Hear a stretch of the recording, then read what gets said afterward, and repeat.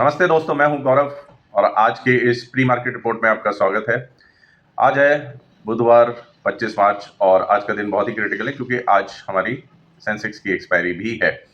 तो एक fog of war बना हुआ है और मार्केट कमजोरी के बीच, घरेलू कमजोरी के बीच में भी फंसा हुआ है। तो फॉग ऑफ वॉर मैं क्यों कह रहा हूं, क्योंकि जो यूएस, इजराइल और ईरान के बीच जो बढ़ता तनाव है वो एक 19वीं सदी के जो फॉग ऑफ वॉर स्टाइल की स्थिति में बना हुआ है और जहां कॉन्फ्लिक्टिव नैरेटिव्स बहुत सारे आ रहे हैं। जैसे कि प्रेसिडेंट ट्रंप ने दावा किया कि तेहरान के साथ प्रोडक्टिव कन्वर्सेशन हुई है और ईरानियन एनर्जी इंफ्रास्ट्रक्चर पर हमले हम नहीं करेंगे अगले 5 दिन तक, लेकिन ईरान ने उसका आउटराइटली डिनाई कर दिया। ईरानियन ऑफिशियल्स ने इसे फेक न्यूज बताकर सिरे से खारिज कर दिया है। दूसरा, सप्लाई चेक पॉइंट्स की हम बात कर लेते हैं। जो स्ट्रेट ऑफ हॉर्मुज है वहां से 20% पेट्रोलियम गुजरता है, जहां पे अभी भी हमारा ट्रैफिक जो है ऑयल रिलेटेड मूवमेंट वो बंद ही है।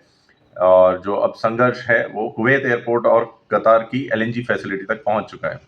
तो आइए पहले जो हमारा ब्रेंट क्रूड है उसके बारे में चर्चा कर लेते हैं। तो ब्रेंट क्रूड का जो प्राइस लगभग $105 प्रति बैरल के पास तक पहुंच गया था, वो अभी जो करंट में है 95 के आसपास ट्रेड कर रहा है। मैं एक बार देख लेता हूँ। करंट में इट इज $95.81 उस पर ट्रेड कर रहा है, राइट। और तो इंडियन क्रूड बास्केट करेंसी और ग्लोबल मार्केट मूवमेंट्स की तरफ बढ़ते हैं। तो कल वॉल स्ट्रीट में गिरावट के साथ मार्केट बंद हुआ था। डाउ 0.18% और S&P 500 0.37% नीचे बंद हुआ था, जबकि एशियन मार्केट जो है यहाँ पे थोड़ी मजबूती बनी हुई है। तो जापान का निकेई जो है और साउथ कोरिया का कॉस्पी दोनों 2.5% ऊपर है। जो हमारा इंडियन रुपीज है वो काफी दबाव में चल रहा है, फिर से अराउंड 93.9 यानी $94 की तरफ बढ़ रहा है, राइट। और मार्च में जो एफपीआई है उन्होंने तकरीबन 11 बिलियन इंडियन रुपीज से ज्यादा का विड्रॉल किया है या निकासी की है। डॉलर इंडेक्स अभी भी 99 के पास मजबूती के साथ टिका हुआ है, राइट। कंफ्यूजिंग है थोड़ा। आज का जो डेटा भी है कि ब्रेंट ऑयल का जो प्राइस है वो हमारा कम है, रुपी का जो प्राइस है कंपेयर टू डॉलर वो आगे मूव कर रहा है, right. So it is opposite movement and थोड़ा डिफिकल्ट होने वाला है। तो हम आगे भी जो डेरिवेटिव पोजीशनिंग है उस पर थोड़ा फोकस करेंगे और थोड़ा बहुत चार्ट भी देखेंगे, एनालिसिस। आज कोशिश करूंगा कि आपको चार्ट भी, मैं अपना एनालिसिस प्लस जो हमारे ब्रॉडर सपोर्ट रेजिस्टेंस है वो दोनों शेयर करता हूँ। तो F I I D I पे हम चलते हैं। तो एफ आई ने 8,009 करोड़ की सेलिंग की, जिसमें कि डी आई ने सपोर्ट किया 5,867 के आसपास बाइंग करके। तो अभी आप गैप भी देखेंगे तो बढ़ता जा रहा है। जो एफ आई सेलिंग है वो ज़्यादा है और जो कंपैरेटिवली डिफेंस आना चाहिए, सपोर्ट आना चाहिए डी आई का, वो कम होता जा रहा है। गैप है काफ़ी, अदरवाइज बराबर की बाइंग कर रहे थे या थोड़ा ज़्यादा ही बाइंग कर रहे थे डी आई सपोर्ट करने के लिए। तो ये भी एक हमारा काइंड ऑफ स्टडी है कि F I Is are aggressively selling more, right, ज़्यादा बेच रहे हैं। तो स्ट्रक्चरिंग पे आ जाते हैं। एफ आई आई पोजिशनिंग एक बार देख लेते हैं। तो एफ आई आई की आज की एक्सपायरी को लेकर थोड़ा पोजीशन जो है वो मैं क्यों कह रहा हूँ, क्योंकि जो ऑप्शन में लगभग 30,000 करोड़ की नेट सेलिंग की है, राइट। वो भी मैं इमेज अभी स्क्रीन पे शेयर कर दूंगा आपको। तो ब्रेकअप भी हमें समझ में आ जाएगी, कॉल में कितनी सेलिंग है और कॉल ऑप्शंस कितने हैं, पुट ऑप्शंस कितने हैं। और फ्यूचर्स में क्या है, अभी नेट फ्यूचर्स में नेट शॉर्ट ही है फ्यूचर्स में। 1,084 करोड़ रुपए की सेलिंग की है, जबकि ये मैं बात कर रहा हूँ निफ्टी की, 1,084 करोड़। बैंक निफ्टी फ्यूचर्स में थोड़ी बहुत बाइंग करी है उन्होंने 199 करोड़ के आसपास। तो जो ओपन इंटरेस्ट चेन है उसके अकॉर्डिंग 23,000 और 23,100 के लेवल पर काफ़ी हैवी कॉल राइटिंग दिख रही है, जो एक रेजिस्टेंस का काम कर सकती है। उसके अलावा 22,800 और 22,900 पर पुट राइटिंग दिख रही है, जो कि एक सपोर्ट का काम कर सकती है। निफ्टी का जो पीसीआर है दैट इज एट 0.95 पर बियरिश है स्लाइट, एंड बैंक निफ्टी का पीसीआर जो है 1.59 पे है, जो कि काफ़ी ज़्यादा है।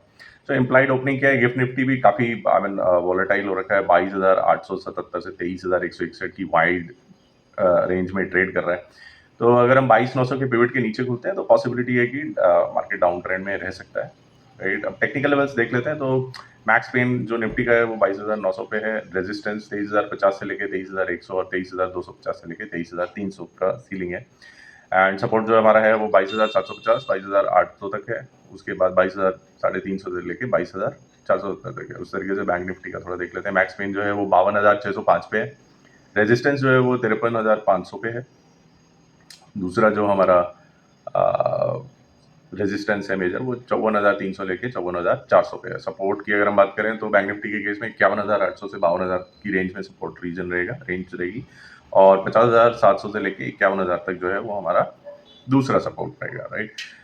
इंडिया विक्स जो है वो काफ़ी हाई चल रहा है, 24.74 पे बंद हुआ है। तो अगर ये 26 के ऊपर जाता है तो वोलेटिलिटी और इंक्रीज हो सकती है। कुछ लोकल न्यूज़ हैं, लोकल डेवलपमेंट्स हैं, तो मुझे लगा आपके साथ शेयर करना चाहिए। सो ओएनजीसी जो कंपनी है वो डी वाटर रिग्स में लगभग $20 बिलियन का अभी ग्लोबल टेंडर निकालने वाली है, शायद निकाल दिया है। एंड जो एचडीएफसी बैंक के चेयरमैन है उनके अभी एग्जिट का इंटरनल रिव्यू चल ही रहा है, तो चांसेस हैं, मतलब पिछले कुछ दिनों से भी उसमें काफ़ी मूवमेंट देखी, 20 से 25% तक स्टॉक ये गिर चुका है, तो उस पर हम ध्यान रख सकते हैं। और अब चलते हैं, मतलब आज हमारा व्यू क्या रहना चाहिए अपना मार्केट को लेके, मतलब किस तरीके से हम नेविगेट कर सकते हैं मार्केट को। तो चलिए पहले मैं थोड़ा आपको अपना एनालिसिस शेयर कर देता हूँ इस बारे में। तो अब शेयर मतलब मैं इमेज भी अभी आपको स्क्रीन पे ड्रॉप कर दूंगा। तो जो रेजिस्टेंस हमारा रहेगा वो एक ट्रेंड लाइन आ रही है 22,900 के आसपास ऊपर से, तो वो हमें मॉनिटर करना है। तो पहला अगर लेवल है 22,890 का या 23,000 का, तो अगर वो मेंटेन कर लेता है मार्केट, तो चांसेस है कि अप ट्रेंड में आ सकता है।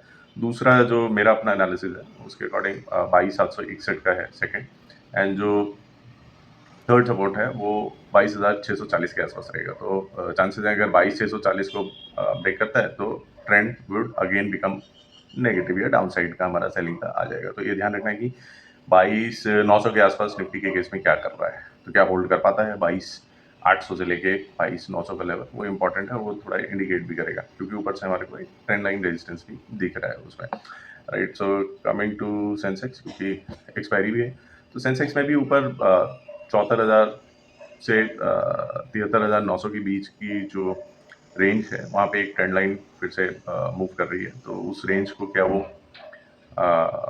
मेंटेन कर पाता है, इमीडिएट सपोर्ट की तरह हम ले सकते हैं 73,900 को और 74,000 को। दूसरी जो नेक्स्ट सपोर्ट आएगा अपना वो 73,500 है। उसके बाद जो लास्ट मेरे एनालिसिस के अकॉर्डिंग सपोर्ट आएगा वो 73,100 है। तो 73,100 से लेकर 73,000 के बीच में को अगर ब्रेक कर देता है तो again the trend would be possibly on the down side, तो नीचे की तरफ मूव कर सकता है।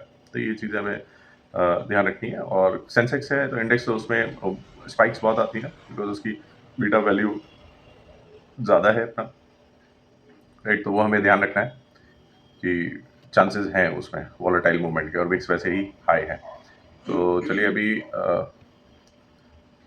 अपनी रिपोर्ट को एंड करते हैं। यहाँ पे कुछ एक दो चीज़ें और हैं। हाँ, तो मोस्ट प्रॉबेबली अगर ट्रेंड लाइन जो रेजिस्टेंस है उसको ब्रेक नहीं कर पाता है और होल्ड नहीं कर पाता है, जो मैंने अभी यहाँ पे लेवल्स आपको बताया, तो चांसेस है कि सेल ऑन राइज का ही अपना जो ऑप्शन है, या जो हमारा व्यू होना चाहिए, वो सेल ऑन राइज का ही बनेगा। तो ऑप्शन बायर्स के लिए कि आईवी जो है वो काफ़ी हाई है, तो option again the price would be high, तो बचें, नेकेड बाइंग से बचें, और बियर पुट स्प्रेड्स हैं या हेज स्ट्रेटजीज हैं उनको आप यूज़ कर सकते हैं, क्योंकि जो डेटा दे रहा है, दिख रहा है, डेटा से जो दिख रहा है वो अपना आई मीन कंफ्यूज डेटा है अभी। बाकी एफआईएस के अकॉर्डिंग, अगर डेटा के अकॉर्डिंग हम एनालिसिस करेंगे तो वो टुवर्ड्स डाउन साइड ही है। तो चांसेस है कि पहले थोड़ा ऊपर ले जाके फिर इसको I mean towards down side trend बना सकते हैं, या opposite, either way, because they are very hedged on both the sides. तो वो हमें सोच समझ के अपना पैसा लगाना है, जैसा मैं हर बार बोलता हूँ। सेलर्स के लिए हाई है विक्स, तो कोई अगर सडन न्यूज़ आ जाती है तो उसकी वजह से स्पाइक्स आ सकती हैं, तो वो ध्यान में रखें, थोड़ा हेज ही रहें पोजीशंस में अपनी, और तरीके से थोड़ा सोच के ट्रेड करें। विक्स हाई होने के कारण वोलेटाइल मूवमेंट्स बहुत दिक्कत करते हैं, प्रॉब्लम आती है उस वजह से। तो स्टॉप लॉसेस अकॉर्डिंगली अपना जो एनालिसिस, खुद का एनालिसिस करें, खुद का रिव्यू करें, लेवल्स के लिए भी खुद का रिव्यू करें। ये केवल एक स्टडी बेस्ड मेरे जो अपनी स्टडी है वो मैंने शेयर करी है आपके साथ में, और सजेशन नहीं है किसी भी टाइप का। तो पैसा जब भी लगाएं तो अपना खुद का एनालिसिस या किसी रजिस्टर्ड एडवाइजर से सलाह लेके ही करें। तो चेकलिस्ट यही है कि मेनली 22,900 के लेवल निफ्टी के केस में मेंटेन हो रहा है कि नहीं, डॉलर इंडेक्स की मूवमेंट आप नोटिस कर सकते हैं। तो ये मैं थोड़ा आपकी खुद की स्टडी पॉइंट से चीज़ें बता रहा हूँ। क्रूड ऑयल पे आप नज़र रख सकते हैं, बैंक में एचडीएफसी कैसे मूव कर रहा है वो आप नज़र रख सकते हैं, विप्रो के मूवमेंट्स में आप देख सकते हैं, क्योंकि उसकी काफ़ी अच्छी मूवमेंट हमारे एडीआर में रही है। और विक्स सबसे इम्पोर्टेंट है, तो विक्स पे आप नज़र रख सकते हैं कि वो किस तरफ मूव कर रहा है। अगर वो डाउन साइड है तो चांसेस हैं कि प्रीमियम हमारे बहुत जल्दी थीटा डीके में जाएंगे, खासतौर से एक्सपायरी है, राइट। और अगर वो अप साइड मूव कर रहा है तो वोलेटिलिटी बढ़ाएगा। तो आपको बहुत ही सोच समझ के और राय लेके एक डिसाइसिव एंट्री पॉइंट सोचना पड़ेगा, और ऐसे नहीं सीधा ही जंप करें, थोड़ा सा समझें, खुद एनालाइज करें खुद, और समझ के फिर ट्रेड करें, ठीक। तो लास्ट में वही मैं डिस्क्लेमर ऐड करना चाहूँगा कि मैं कोई से भी रजिस्टर्ड एडवाइजर नहीं हूँ, तो कोई भी डिसीजन लेने से पहले अपना एनालिसिस करें, अपने रिस्क को मैनेज करें, और किसी रजिस्टर्ड एडवाइजर से ही सलाह लेके जो भी आपको इन्वेस्ट करना है, ट्रेड करना है, तो मार्केट में करें। फिर से वही मैं बोलूँगा, पैसा आपका अपना है, तो सोच समझ के डिसीजन लें। तो आशा करता हूँ आज का दिन आपके लिए प्रॉफिटेबल रहेगा, और अगर आपको ये एनालिसिस पसंद आया तो वीडियो को लाइक करें और चैनल को सब्सक्राइब करना ना भूलें, और मिलते हैं अगले अपडेट में। और कमेंट बॉक्स में ज़रूर शेयर करें कि आपको आज का वीडियो कैसे लगा, और कुछ हमारे लिए सजेशन हो तो वो भी आप कमेंट बॉक्स में ड्रॉप कर सकते हैं। तो चलिए मिलते हैं अगले अपडेट में। Thank you.